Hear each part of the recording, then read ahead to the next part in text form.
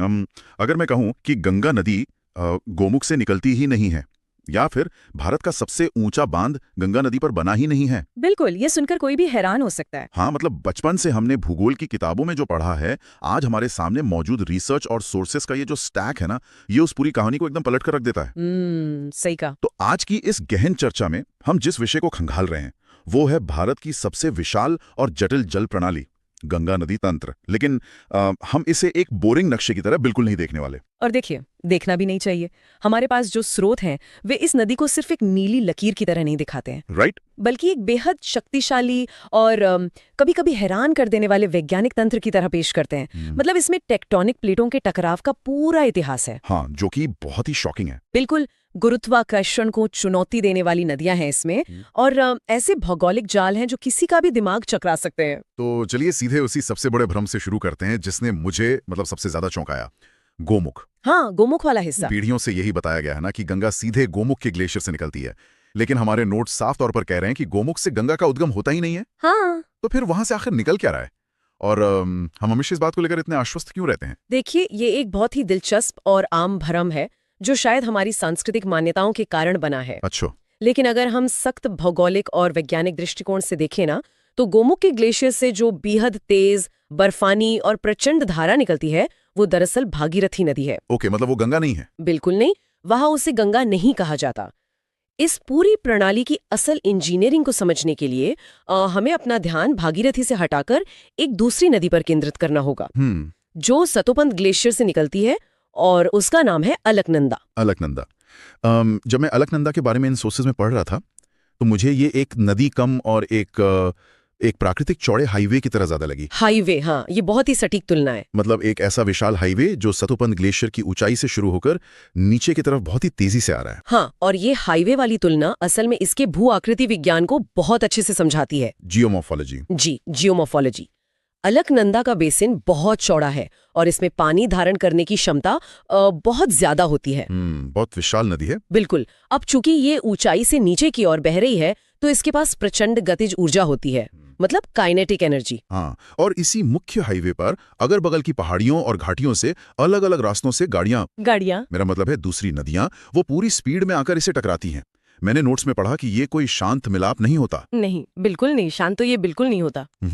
ये सहायक नदियां अपने साथ भारी मात्रा में गाद, बर्फ के विशाल टुकड़े और भारी भरकम चट्टानें लेकर आती हैं। तो आप सोचिए जरा, जब संकरी घाटियों के बीच अत्यंत तीव्र ढलान पर दो ऐसी शक्तिशाली जलधाराएं आपस में टकराएंगी तो क्या होगा? बहुत भयानक टकराव होगा। एकदम। उस स्थान पर अपार ऊर्जा पैदा होती है।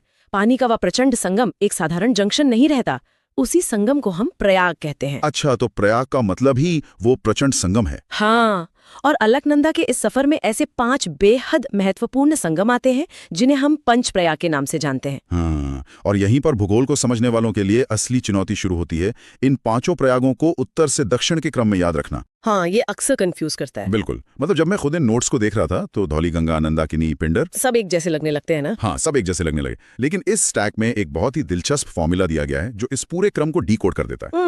वो निमोनिक। जी, एक छोटा सा वाक्य है, विष्णु के नंद के कान में रुद्र और देव बसे। हाँ, सुनने में ये किसी श्लोक जैसा लग सकता है। श्लोक ही लगता है। लेकिन अगर हम अलकनंदा के इस हाईवे पर उत्तर से दक्षिण की ओर चलें तो ये एक अचूक वैज्ञानिक नक्शे की तरह काम करता है। ये याद रखने का सबसे तार्किक तरीका है। तो चलिए फिर इस हाईवे के हर टोल प्लाजा पर रुकते हैं।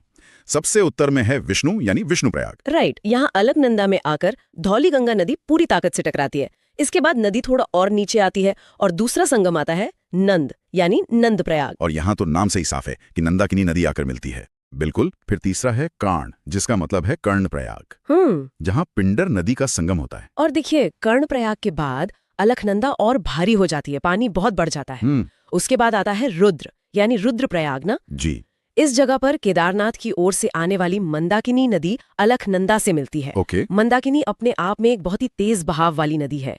और अंत में इस पूरे तंत्र का सबसे अहम जंक्शन आता है देव यानी देव प्रयाग। अरे वाह। और देव प्रयाग ही वो जगह है जहां हमारी कहानी वापस अपने उस पहले सवाल पर लौटती है। बिल्कुल सही पकड़ा। इसी अलकनंदा हाईवे से वो नदी आकर टकराती है जिसकी बात हमने सबसे पहले की थी, यानी गोमुख से आने वाली भागीरथी। और यही वो क्षण है जिसे समझना सबसे जरूरी है। जब अलकनंदा और भागीरथी देव प्रयाग में मिलती है ना, तो उनकी संयुक्त धारा का आयतन और ताकत इतनी बढ़ जाती है कि उसे एक नया नाम दिया जाता है। और वो नाम है गंगा। हाँ, तब जाकर पहली बार उस जलधारा को गंगा कहा जाता है।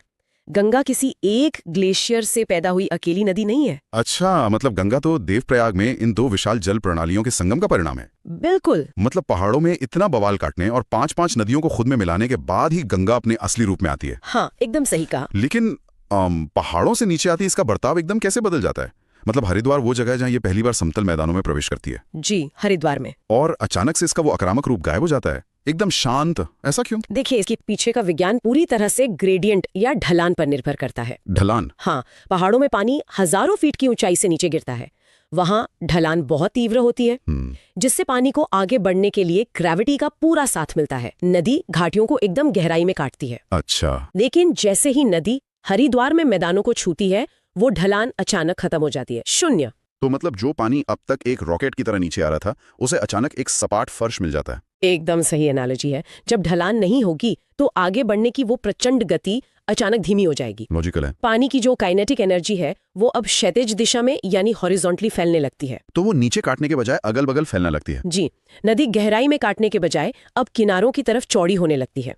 इसीलिए मैदानी इलाकों में नदी बहुत चौड़ी, गहरी और शांत नजर आती है। और इसी शांत प्रवाह के साथ ये कुल 2525 किलोमीटर का लंबा सफर तय करती है। 2525 किलोमीटर, बिल्कुल। हमारे स्रोत बताते हैं कि ये भारत के 5 राज्यों से होकर गुजरती है: उत्तराखंड, उत्तर प्रदेश, बिहार, झारखंड और पश्चिम बंगाल।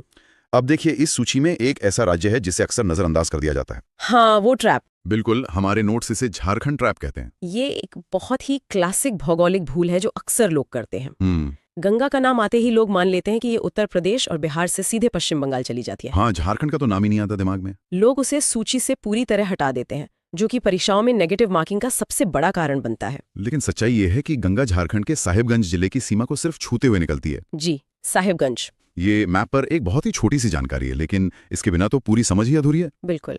इसके अलावा उत्तर प्रदेश में, जो कि इस नदी के सफर का सबसे बड़ा हिस्सा है, वहां भी एक बहुत ही दिलचस्प पैटर्न है। हाँ, प्रवेश और निकास वाला। राइट। गंगा यूपी में बिजनौर जिले से प्रवेश करती है और सबसे पूर्वी जिले बलिया से बाहर निकलती है।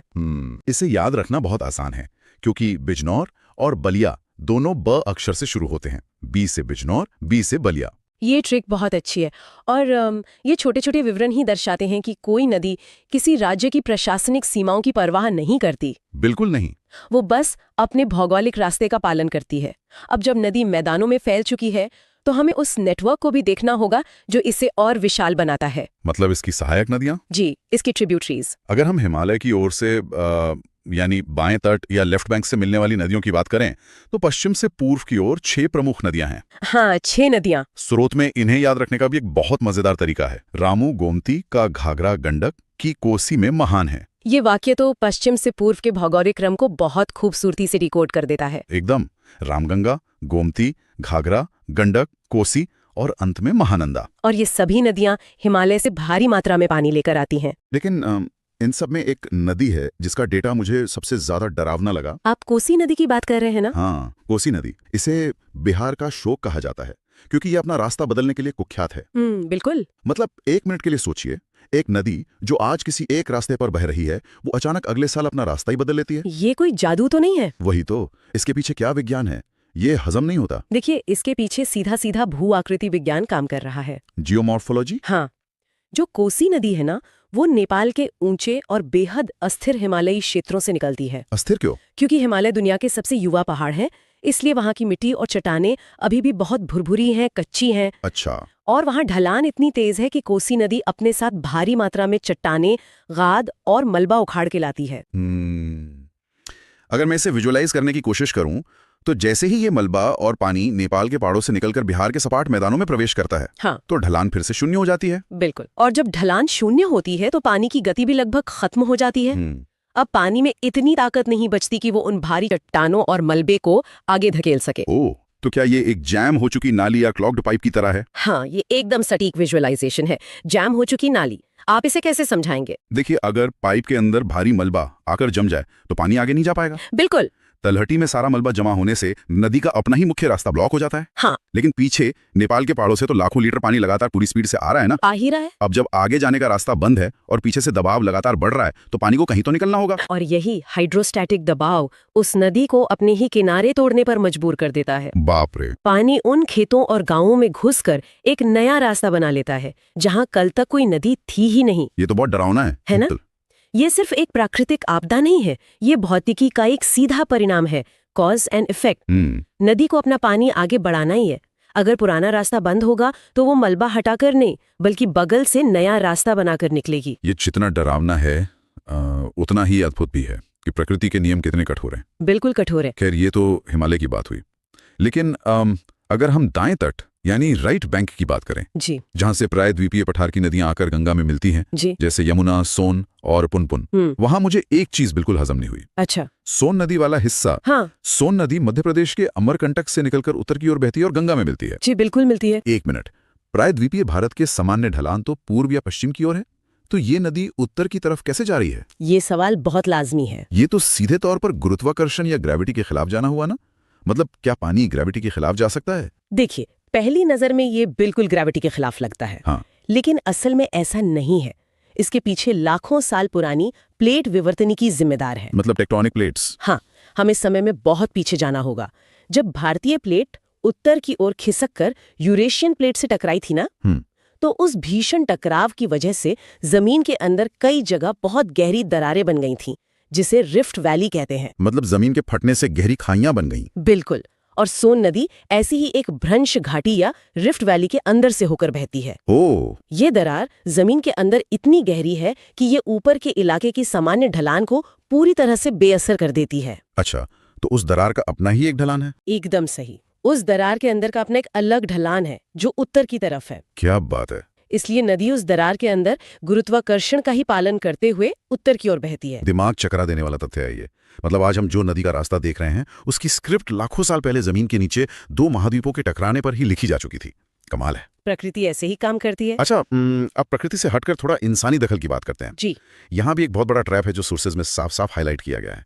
टिहरी बांध। ओह, भारत का सबसे ऊंचा बांध। हाँ, अक्सर लोग आंख बंद करके मान लेते हैं कि ये गंगा नदी पर है, जो कि भौगोलिक रूप से पूरी तरह गलत है। एकदम गलत, क्योंकि हमने अभी शुरुआत में ही डिकोड किया था कि देवप्रयाग तक तो गंगा अस्तित्व में ही नहीं आती। बिल्कुल। और टिहरी बांध उस देवप्रयाग वाले जंक्शन से बहुत ऊपर पहाड़ों में बना है। हाँ, टिहरी बांध भागीरथी नदी पर स्थित है, देवप्रयाग से काफी पहले। इसके अलावा एक और मानव निर्मित ढांचा है जिसने मुझे सोचने पर मजबूर कर दिया। कौन सा? पश्चिमी बंगाल का फरक्का बैराज। अच्छा, फरक्का बैराज। अक्सर हम सोचते हैं कि बांध या बैराज का काम सिर्फ पानी रोकना या बाढ़ को नियंत्रित करना होता है, लेकिन फरक्का बैराज की कहानी कुछ और ही है। देखिए, फरक्का बैराज का मुख्य उद्देश्य बाढ़ रोकना है ही नहीं, इसका उद्देश्य कोलकाता बंदरगाह को जिंदा रखना है। वो कैसे? पश्चिम बंगाल में हुगली नदी के किनारे कोलकाता पोर्ट है। अब क्योंकि वहां जमीन बिल्कुल सपाट है, नदी का बहाव बहुत धीमा हो जाता है। ढलान खत्म हो गई। हाँ, और धीमे बहाव के कारण नदी अपने साथ जो गाद या सिल्ट लाती है वो लगातार नदी के तल में जमती रहती है। और अगर गाद जमती रही तो नदी उथली हो जाएगी, फिर बड़े कार्गो जहाज तो जमीन से टकराकर फंस जाएंगे ना। बिल्कुल, यही सबसे बड़ी समस्या थी। इस गाद को साफ करने के लिए एक कृत्रिम दबाव की जरूरत थी। अच्छा। ये बैराज गंगा के मुख्य प्रवाह से अतिरिक्त पानी को मोड़कर हुगली नदी की ओर एक तेज फ्लश की तरह धकेलता है। रुको, अगर वहाँ गाद जम रही है और पीछे से पानी का एक तेज बहाव उसे साफ करने के लिए मोड़ा जा रहा है, हाँ। तो क्या मैं कह सकता हूँ कि फरक्का बैराज मूल रूप से एक विशालकाय टॉयलेट फ्लश की तरह काम कर रहा है? अरे, ये एनालॉजी सुनने में थोड़ी अजीब जरूर है, लेकिन भौतिकी और इंजीनियरिंग के नजरिए से ये बिल्कुल यही काम कर रहा है। मतलब काम तो वही है। बिल्कुल, वो तेज पानी आकर जमी हुई गाद को बहाकर समुद्र में ले जाता है ताकि जहाजों के लिए गहराई बनी रहे और कलकत्ता पोर्ट चलता रहे। गजब। ये इस बात का सबूत है कि हमारी पूरी अर्थव्यवस्था इस नदी के प्राकृतिक प्रवाह और हमारी इंजीनियरिंग के बीच एक बहुत ही नाजुक संतुलन पर टिकी है। सही बात है। और अंततः ये सारा पानी, सिल्ट और इंसानी इंजीनियरिंग का बोझ लेकर नदी जब आगे बढ़ती है तो पश्चिम बंगाल में इसकी गति लगभग शून्य हो जाती है। एकदम शून्य। गंगा अपने ही लाए हुए विशाल मलबे के कारण अवरुद्ध हो जाती है और दो मुख्य धाराओं में बढ़ जाती है। एक हुगली और एक पद्मा। हाँ, हुगली जो दक्षिण की ओर भारत में बहती है और पद्मा जो पूर्व की ओर बांग्लादेश में चली जाती है। और यहीं पर नदी समुद्र से मिलने से पहले दुनिया के सबसे बड़े डेल्टा का निर्माण करती है, यानी सुंदरवन। सुंदरवन? ये